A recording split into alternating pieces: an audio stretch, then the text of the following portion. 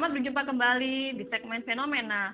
Pada kesempatan kali ini, saya dari tim psikolog Island Psychology Consulting akan membahas tentang fenomena semakin maraknya perilaku bullying pada anak dan remaja di sekolah. Bagi Anda yang ingin mengetahui secara lebih mendetail tentang apakah itu perilaku bullying, bagaimana perilaku ini dapat muncul, apa saja dampak negatif bagi pelaku dan juga korban, bagaimana cara mengatasi perilaku bullying, dan lain sebagainya, mari kita bahas lebih lanjut.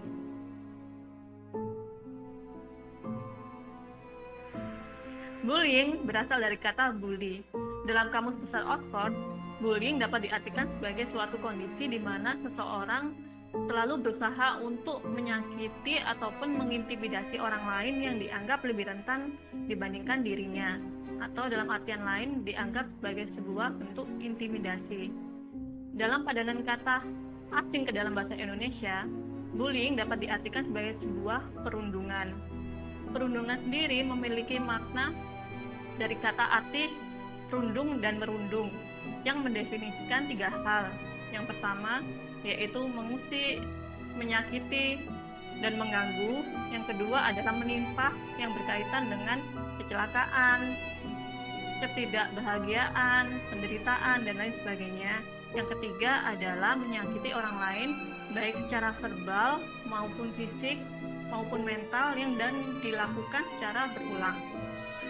Maka secara garis besar, bullying dapat diartikan sebagai suatu bentuk perilaku intimidasi yang disertai dengan perilaku agresi baik secara verbal, fisik, mental, psikologis maupun secara sosial, dan dilakukan secara berulang dengan tujuan untuk menyakiti orang lain.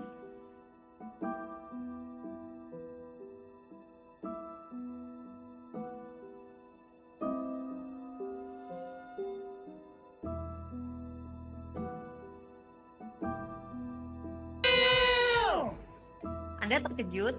Begitu pula dengan saya. Namun inilah realitas sosial yang terjadi di negara kita. Menurut data dari KPAI hingga tahun 2020, bullying dan kekerasan fisik masih menjadi masalah yang mendominasi pada bidang pendidikan. Kasus yang tercatat akan membuat Anda semakin terkejut karena bullying tidak hanya dilakukan oleh siswa kepada siswa yang lain, tetapi juga dilakukan oleh siswa kepada guru di sekolahnya. Kasus yang tercatat kemungkinan hanya sebagian kecil saja, karena masih banyak yang kurang aware dan tidak peduli terhadap adanya bullying.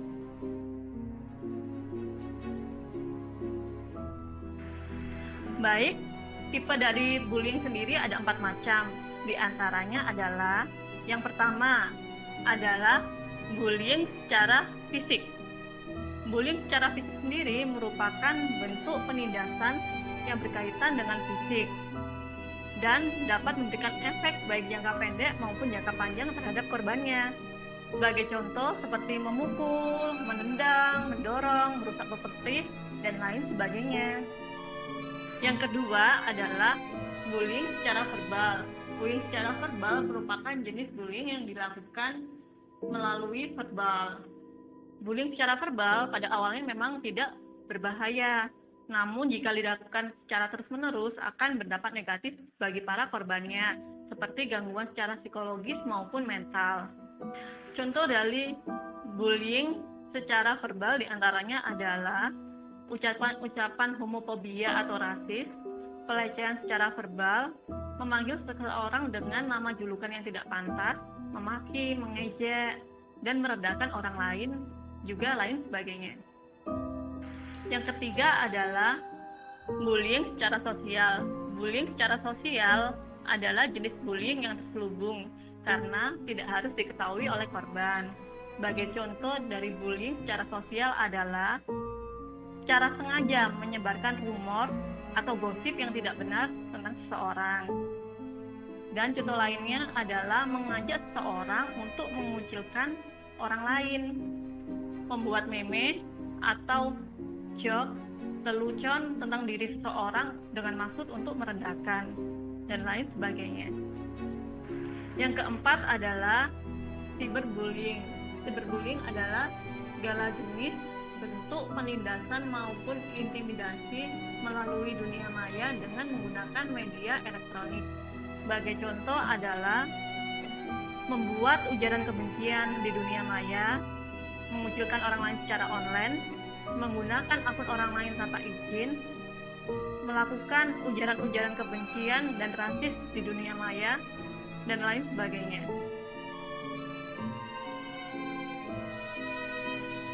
Penyebab bullying dapat datang dari faktor korban maupun pelaku. Jika dilihat dari sisi korban, maka perilaku bullying pada diri seseorang dapat disebabkan karena beberapa hal, diantaranya adalah yang pertama, jika seseorang anak ataupun individu memiliki penampilan fisik yang dianggap berbeda dari individu maupun anak yang lain.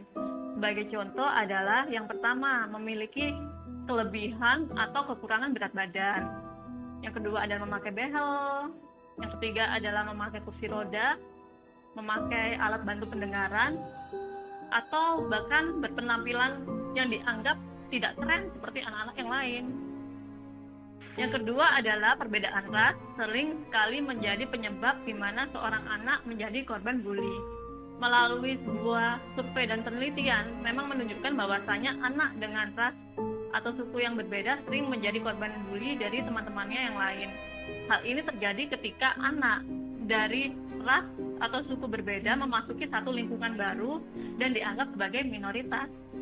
Yang ketiga adalah orientasi seksual, gestur maupun pembawaan diri yang dianggap tidak sesuai dengan norma-norma dan lingkungan sekitar menyebabkan terjadinya bullying pada diri anak. Yang keempat, penyebab bullying dapat terjadi karena pelaku beranggapan bahwasanya korban adalah pihak yang lemah dan tidak suka melawan. Sehingga pelaku memiliki motivasi untuk terus-terusan mengerjain korban ataupun mengintimidasi korban karena merasa lebih kuat dan bisa mendominasi atau mengintimidasi korban. Yang kelima adalah terlihat tidak mudah bergaul dan memiliki sedikit teman. Ketika seorang individu memiliki sedikit teman dan dianggap tidak mudah bergaul, maka seorang pelaku pembulian akan menganggap bahwasanya korban adalah individu yang lemah, sehingga pelaku bully tersebut akan merasa dapat lebih berkuasa atau mendominasi pada diri korban. Kondisi tersebut merupakan beberapa gambaran umum. Tentu saja, tidak semua anak dengan karakteristik yang telah disebutkan pasti akan menjadi korban bully. Selanjutnya adalah penyebab bullying jika dilihat dari sisi pelaku. Jika dilihat dari sisi pelaku, bullying dapat disebabkan karena beberapa faktor. Di antaranya adalah yang pertama, bisa jadi pelaku bullying adalah seseorang yang memiliki masalah pribadi. Jadi, anak atau individu ini memiliki permasalahan pribadi entah di dalam keluarga ataupun dalam segi yang lain, sehingga menimbulkan rasa tidak berdaya terhadap dirinya sendiri dan melakukan displacement atau pelampiasan kepada pihak lain atau pihak yang dianggap lebih lemah jika dibandingkan dirinya untuk menutupi rasa ketidakberdayaannya. Yang kedua, pelaku bullying dimungkinkan pernah menjadi korban bullying juga. Hal ini menunjukkan bahwasanya rasa tidak berdaya yang pernah dialami oleh anak maupun individu tersebut akan membekas di dalam dirinya, sehingga dia akan menyerang atau mengintimidasi pihak lain yang dianggap lebih lemah untuk menutupi kekurangan di dalam dirinya, sehingga dia akan mengintimidasi ataupun menyerang orang lain ataupun anak lain dengan tujuan untuk menunjukkan bahwasanya dirinya juga memiliki kekuatan. Yang ketiga, pelaku memiliki rasa iri kepada korban, sehingga tidak memerlukan banyak alasan lain untuk melakukan bullying kepada temannya tersebut. Yang keempat adalah kurangnya pemahaman dan empati, sehingga beranggapan bahwasanya perbedaan ras, suku, agama, dan lain sebagainya dianggap sebagai sesuatu yang salah dan tidak layak, sehingga perbedaan ini menjadikan seseorang layak untuk dibully. Yang kelima, dimungkinkan perilaku bullying yang dilakukan oleh pelaku disebabkan karena pelaku ingin memperoleh atensi ataupun perhatian dari lingkungan sekitarnya. Yang keenam, dimungkinkan bahwasanya pelaku bullying adalah seseorang yang memiliki hambatan emosi atau susah untuk mengendalikan emosinya sehingga mudah tersulut emosi, memancing adanya permusuhan, dan rawan menjadikan dia mudah melakukan tindakan bullying. Yang ketujuh, dimungkinkan bahwasanya pelaku bullying adalah berasal dari keluarga disfungsional sehingga masalah-masalah kompleks di dalam keluarga ikut mempengaruhi pola pikir dan juga cara individu tersebut dalam berperilaku. Yang kedelapan, dimungkinkan bahwasanya pelaku bullying merasa bahwasanya pelakunya untuk membuli teman selama ini adalah sebagai sesuatu yang menguntungkan bagi dirinya. Sebagai contoh, saat ia memalak temannya yang lain dan mendapatkan uang, maka dia akan memperoleh keuntungan berupa uang ataupun rasa takut dan kepuasan diri terhadap rasa takut dari teman-temannya tersebut. Yang kesembilan adalah dimungkinkan terjadi karena kurangnya rasa empati dan juga belas kasih dari pelaku bullying terhadap para korbannya, sehingga kurang merasakan empati terhadap apa yang dirasakan oleh korbannya, dan sebagian justru merasa senang saat korban-korbannya merasakan penderitaan.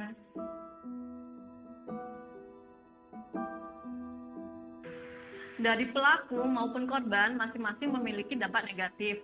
Di antaranya adalah bagi korban memiliki banyak dampak negatif seperti yang pertama, memiliki rasa marah yang terpendam. Yang kedua, diliputi oleh rasa cemas, takut, sedih, gelisah, stres, dan bahkan juga depresi. Yang ketiga, memiliki permasalahan dalam akademik maupun non-akademik. Yang keempat adalah memiliki pikiran untuk bunuh diri ataupun menyakiti dirinya sendiri. Yang kelima adalah mengucilkan diri dari lingkungan sekitar. Yang keenam adalah masalah dalam tidur, nafsu makan, dan juga masalah suasana hati. Sedangkan bagi pelaku bullying memiliki beberapa dampak negatif, di antaranya seperti yang pertama, mendapatkan stigma negatif dari lingkungan sekitar. Yang kedua, dihindari oleh lingkungan. Yang ketiga, rawan terjerat permasalahan hukum. Yang keempat, mendapatkan sanksi sosial. Yang kelima, dikucilkan oleh lingkungan sekitar dan pada akhirnya rendah diri. Yang keenam, memiliki permasalahan akademis maupun non-akademis. Yang ketujuh adalah berpotensi mengalami perilaku antisosial. Baik, bullying adalah masalah serius yang perlu untuk segera diatasi karena bullying sendiri akan berdampak baik jangka pendek maupun jangka panjang baik terhadap pelaku maupun korban bullying itu sendiri.